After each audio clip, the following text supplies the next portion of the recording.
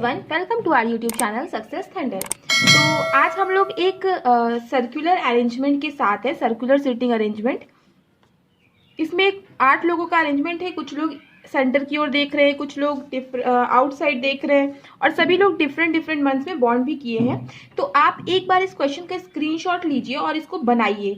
उसके बाद अपनी अप्रोच के साथ और फिर मेरी अप्रोच के साथ बनाइए। देखिए कि क्वेश्चन जल्दी कैसे सॉल्व होता है, ठीक है, ताकि आपको ये पता चल सके कि आप क्या गलती कर रहे हो, किस वजह से आपका सिलेक्शन में प्रॉब्लम हो रही है, क्यों फाइनल सिलेक्शन नहीं हो पा रहा है। ऐसा क्या करोगे कि आप क्वेश्चन को कम से कम समय में इजीली बना सको, राइट। तो चलिए फिर हम लोग वीडियो को स्टार्ट करते हैं। उससे पहले अगर आप चैनल पे न्यू हैं तो वीडियो को लाइक करिए, वीडियो को शेयर करिए और चैनल को सब्सक्राइब करिए। आइए चलिए अब क्वेश्चन को एक बार आप देख लीजिए, स्क्रीनशॉट ले लीजिए, ठीक है। तो आपने आई होप स्क्रीनशॉट ले लिया होगा। चलिए क्वेश्चन को बनाना शुरू करते हैं। आप अपनी अप्रोच से बना के एक बार देखिएगा जरूर और फिर मेरी अप्रोच से भी जरूर देखिएगा बनाकर। चलिए क्वेश्चन में लिखा है 8 persons PQRSTUVW are sitting around a circular table. ठीक है, 8 लोग हैं तो 8 लोग का हम लोग फटाफट से एक अरेंजमेंट बना लेते हैं, 2-3 अरेंजमेंट बना लेते हैं, देखते हैं कितना लगता है, और लगेगा तो और बना लेंगे। क्वेश्चन में लिखा है 8 लोग हैं जो लोग एक सर्कुलर टेबल पे बैठे हैं। 4 of them faces toward the centre. 4 लोग सेंटर की ओर देख रहे हैं, बाकी के लोग जो है आउटसाइड द सेंटर देख रहे हैं। ठीक है, तो इतना हम लोग अपने दिमाग में रख लेते हैं। Each of them was born in a different month of the same year. सभी लोग डिफरेंट मंथ में बॉर्न करते हैं सेम ईयर के, ठीक है। और जो मंथ है वो क्या है, जनवरी टू अगस्त है। तो इस चीज को आप लिख लीजिए, ठीक है। जनवरी, फरवरी, मार्च, अप्रैल, मई, जून, जुलाई और अगस्त। और इसके साथ साथ आप डेज भी लिखिए इसके जरूर, ठीक है। जनवरी, फरवरी, मार्च, अप्रैल, मई, जून, जुलाई और अगस्त। इसका आपको फायदा अभी मिलेगा, आप देखिएगा जरूर, इसका फायदा जरूर मिलता है, ठीक है। अभी हमने फटाफट से एक प्रोफॉर्मा और बना लिया। आगे देखते हैं। T was born in February, तो फेब्रवरी के बगल आप टी लिख दीजिए। T was born in February. S who is the second youngest sits opposite to P. Second youngest है मतलब जुलाई में बॉर्न करेगा, तो एस जुलाई में बॉर्न करता है, लिख देते हैं। S who is the second youngest sits opposite to P. S जो है वो पी के अपोजिट बैठता है, तो इस चीज को हम कंडीशन बना के लिख देते हैं। S who is second youngest sits opposite. The person who were born in June and March are sitting opposite to each other. तो ठीक है, जून और मार्च वाले वो दोनों भी एक दूसरे के ऑपोजिट बैठे हैं, तो इस चीज को भी हम लोग लिख देते हैं। Person who were born in June and March sitting opposite to each other. R who was born in the month of May. R जो कि मई में जन्म लेता है, तो यहाँ पे हम लिख देते हैं कि आर जो है वो मई में जन्म ले रहा है, ठीक है। R who was born the month of May is an immediate neighbour of P. मतलब आर और पी दोनों साथ में बैठते हैं, इस चीज को भी हम लोग लिख दिए। और जहां पे पी के बारे में लिखा था ऑलरेडी वहीं पे लिखा है, इसका भी फायदा मिलता है। अभी देखिएगा आगे क्वेश्चन पढ़ते हैं। Person who was born in April sits third to the right of U. U के थर्ड राइट पे यू है, यू को हमेशा ऐसे गोल लगाइएगा, ठीक है, क्योंकि यू और वी सिमिलर लगता है। और एक चीज आप जरूर देखिएगा, अगर क्वेश्चन में यू लिखा होता है ना तो वी जरूर लिखा होता है, ठीक है। Person who was born in April sits third to the right of U. U के थर्ड राइट पे वो बंदा बैठता है जो कि अप्रैल में जन्म लिया है। The person was born in April sits third to the right of you, तो हमने ये चीज लिख दिया है। W is the youngest and sits opposite to T। W youngest है मतलब W अगस्त में जन्म लिया है, तो W is the youngest and sits opposite to T। तो ये भी हम लिख लेते हैं कि W जो है वो T के ऑपोजिट बैठता है। यहाँ पे आगे हमने लिख लिया है। V faces opposite direction of U। ठीक है, तो U के ऑपोजिट डायरेक्शन पे V रहता है, ठीक है।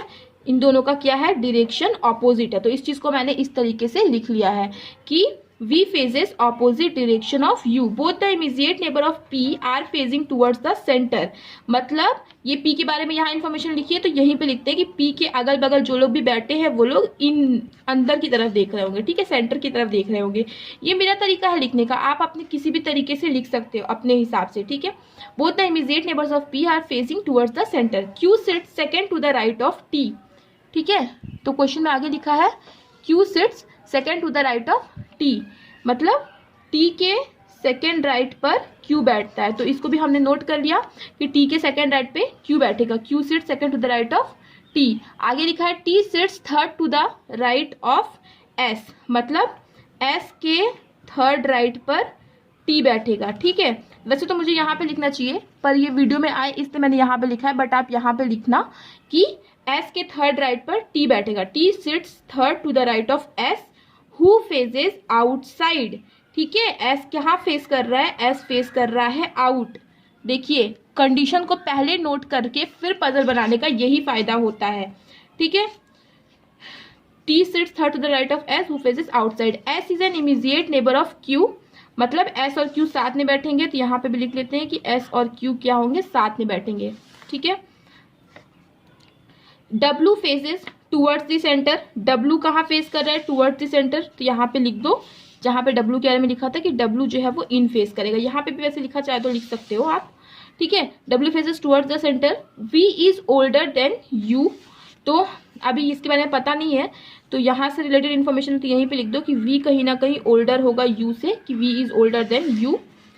आगे लिखा है only one person sits between S and U who is not an immediate neighbour of T. S और यू के बीच में केवल एक ही पर्सन बैठता है। ठीक है, और क्या बोला? You who is not immediate neighbour of T. ठीक है, मतलब यू जो है वो टी का नेबर नहीं है। तो ये हमने सारी कंडीशन नोट कर ली। अब हमें इसकी जरूरत नहीं है, हमने सारी की सारी कंडीशंस नोट कर ली। अब हम पजल को बनाने की कोशिश करेंगे। तो फिक्स इन्फॉर्मेशन से पजल बनाओ। फिक्स क्या है? ये कि एस आउट देख रहा है और एस के थर्ड राइट पे होगी टी। तो एस आउट देख रहा है और एस का थर्ड राइट कहाँ पड़ेगा? इस तरफ से पड़ेगा, 1 2 3 टी यहाँ पे आएगा। तो ये कंडीशन हमारी सॉल्व हो गई। और क्या बोला? एस और क्यू क्या होंगे? इमीडिएट नेबर होंगे। और ये भी बोला था टी के सेकंड राइट पे क्यू आएगा। तो टी के सेकंड राइट पे अगर क्यू हम इस तरफ करते हैं तो हम लोग एस और क्यू को इमीडिएट नेबर नहीं बना पाएंगे। तो टी के सेकंड राइट पे क्यू यहीं पे होगा, तब एस और क्यू सेकंड नेबर बन जाएंगे। अगर टी के सेकंड राइट पे क्यू यहाँ आ रहा है, दैट मीन्स टी क्या है?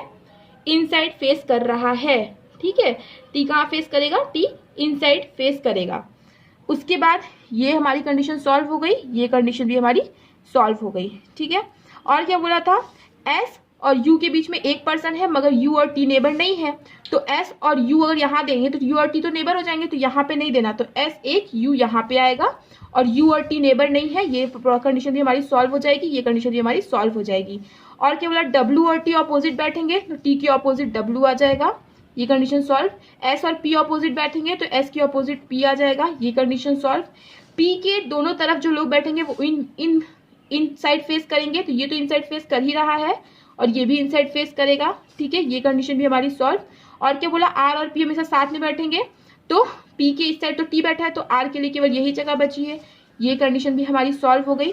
और क्या बोला? यू के थर्ड राइट पे अप्रैल वाला आएगा, तो यू का थर्ड राइट 1 2 3 एक ये हो सकता है, यू का थर्ड राइट 1 2 3 एक ये हो सकता है।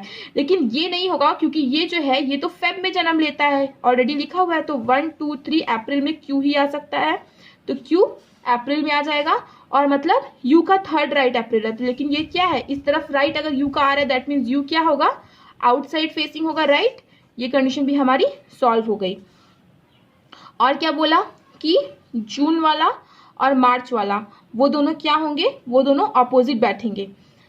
ठीक है, जून वाले और मार्च वाले ऑपोजिट बैठेंगे। और एक चीज बोले थे कि डब्ल्यू जो है वो इनसाइड फेस कर रहा है, तो डब्ल्यू इनसाइड फेस कर रहा है, तो इनसाइड के देखिए 3 हमें मिल गए हैं, राइट। और क्या बोला? यू जो है वो ऑपोजिट डायरेक्शन फेस करेगा वी का, मतलब अगर यू बाहर कर रहा है फेस तो वी क्या होगा? इनसाइड फेस करेगा। वी के लिए केवल यही जगह बची है, और वी क्या होगा? इनसाइड फेस करेगा। 1 इनसाइड, 2 इनसाइड, 3 इनसाइड, 4 इनसाइड। और क्वेश्चन में यही बात है, 4 ही लोग इनसाइड फेस करेंगे, मतलब बाकी बचे लोग क्या होंगे? आउटसाइड फेस करेंगे। देखिए सबकी फेसिंग अरेंज हो गई, सबका प्लेस अरेंज हो गया। ठीक है, यू के ऑपोजिट डायरेक्शन फेस करेगा वी, ये वाली कंडीशन भी हमारी सॉल्व हो गई। और बोला था जून और मार्च वाले क्या होंगे? ऑपोजिट ऑपोजिट आएंगे। अब यहाँ पे आप लोगों का सब जितने लोगों का पहले पता है वो लिख दीजिए। ये टी फेब में आएगा, क्यू कहाँ आएगा? क्यू आएगा अप्रैल में, आर आ जाएगा मई में, एस आ जाएगा जुलाई में, डब्ल्यू आएगा अगस्त में। अब ऑपोजिट के लिए कौन बचे हैं? केवल ये दोनों ऑपोजिट के लिए बचे हैं, राइट। वी और यू ही क्या बचे हैं? ऑपोजिट के लिए बचे हैं, तो जून और मार्च में आएंगे। और क्या बोला था कि वी बड़ा होगा, तो मतलब वी मार्च में आएगा और यू कहाँ पे आएगा? जून में आएगा। तो वी मार्च में आएगा, यू जून में आएगा। और कौन बच गया? केवल एक ही सदस्य बच गया, वो है पी। तो पी का जन्मदिन कहाँ पे आएगा? जनवरी में आएगा। पी का जन्म मंथ कौन सा होगा? जनवरी में होगा। तो देखिए कितनी आसानी से विदाउट एनी कंडीशन हमारी पजल आसानी से सॉल्व हो गई। तो मतलब कोई पॉसिबिलिटी हमें नहीं लेनी पड़ी, राइट, कोई पॉसिबिलिटी नहीं लेनी, सिर्फ आप कंडीशन नोट करिए और पजल ऐसे चुटकियों में सॉल्व होती है। ये मेरा खुद का एक्सपीरियंस है। चलिए ठीक है, अब ये क्वेश्चन आप एक बार खुद बनाइएगा, एक बार मेरे तरीके से भी बनाइएगा और मुझे बताइएगा आप कि आपको कैसा लगा, कौन सा तरीका आसान लगा, किससे आपको इजीली आपका पजल बन गया। आइए अब इसके बाद एक हम लोग क्वेश्चन सॉल्व करते हैं।